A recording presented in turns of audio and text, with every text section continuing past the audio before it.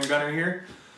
It's going to be my third video I've done so far. Pretty much putting a new video out every week. So if you guys do like this video, go ahead, like, comment, subscribe, and hopefully we can continue to grow this page. Okay, so today I'm going to be reviewing the American Defense Manufacturing UIC MOD2. So if you guys have ever heard of ADM, it means American Defense Manufacturing. So we're going to basically start from the top and work our way down. This is a 14.5 and it is chambered in 223 Wild.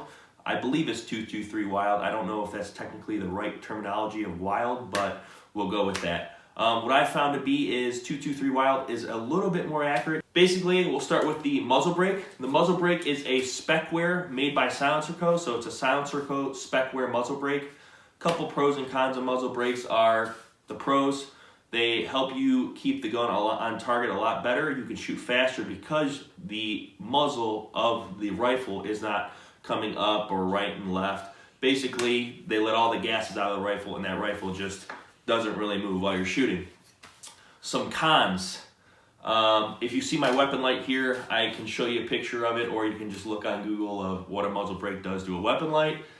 All the gases that escape the barrel after shooting go all over my weapon light. So my weapon light is covered in carbon because all the gas escapes the muzzle brake, which helps with recoil control, because that's what the muzzle brake does.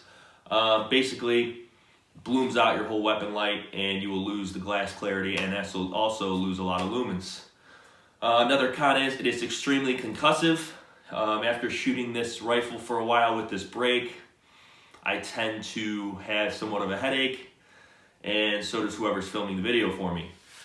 But if competition's your thing, or just shooting faster and more accurate is, a muzzle brake is your thing.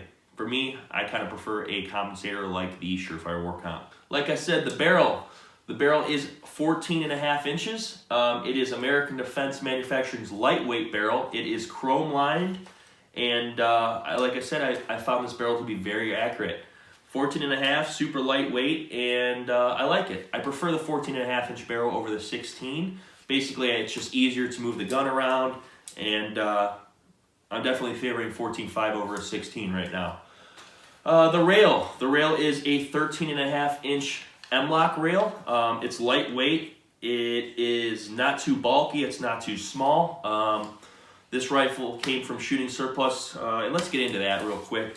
The rifle came from Shooting Surplus, so basically what they did is they got together with a bunch of different companies and a bunch of different parts and built this rifle out this way. And what I liked about this rifle is it MSRP'd at $2,000.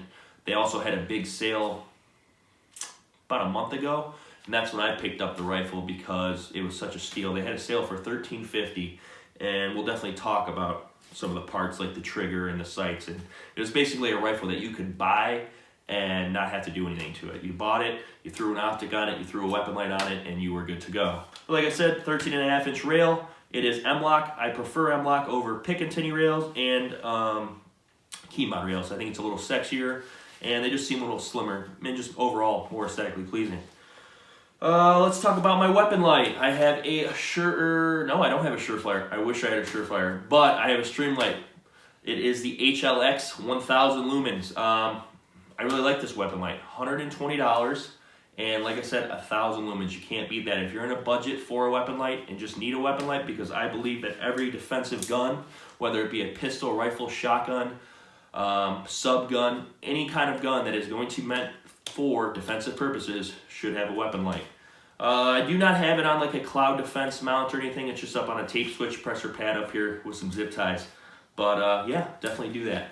The front sight and rear sight are Magpul front and rear backup sights. They are the MBUS sights. I really like these irons. They are super nice. They just flip up and down just like that. And I really like the sight picture that they provide. I run an EOTech, so the battery is not very good.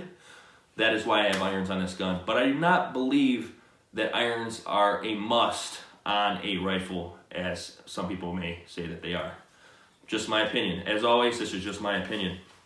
Okay, let's get to the upper. The upper is the ADM, obviously, T6 billet machined upper.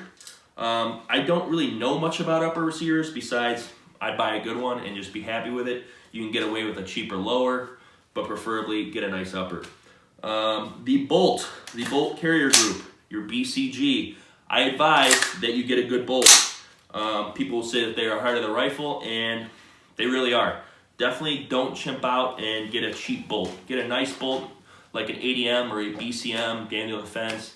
Any of these top bolts will do you well and serve you well.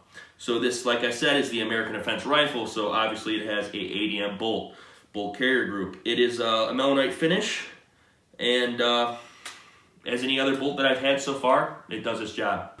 The lower receiver is fully ambidextrous, as you can see. So if you're left-handed or right-handed, you can have a safety on the left side, or as well a safety on the right side, which is super nice. Also fully ambidextrous over here, and on your right side as well.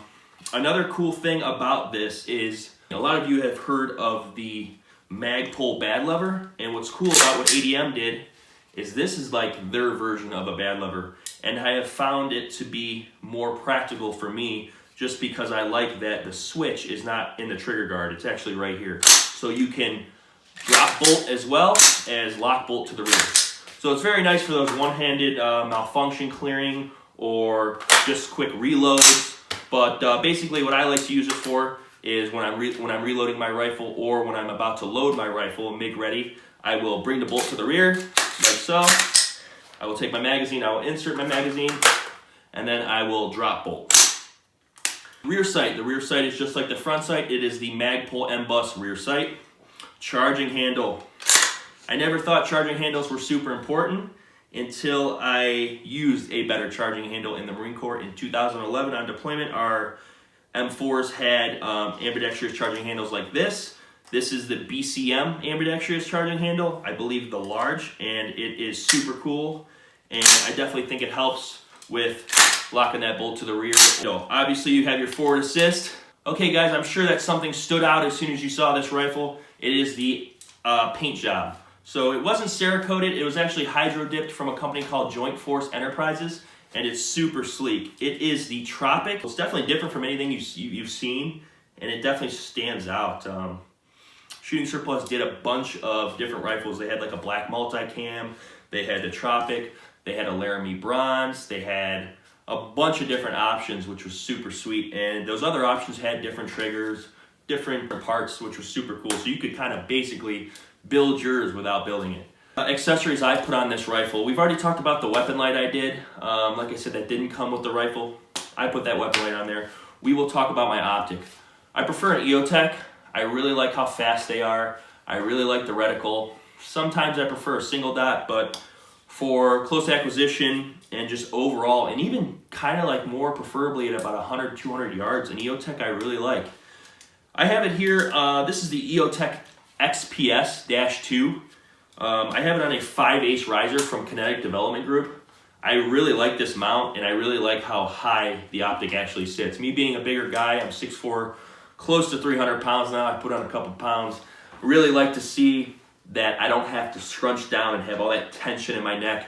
And you will realize this when you start shooting in barricades and unsupported situations where you're laying on the ground, that a optic that sits really close to like a full co-witness, real close to the top rail, the pick rail here, that it's not easy shooting in those awkward positions. So having a mount like this really helps with those awkward shooting positions.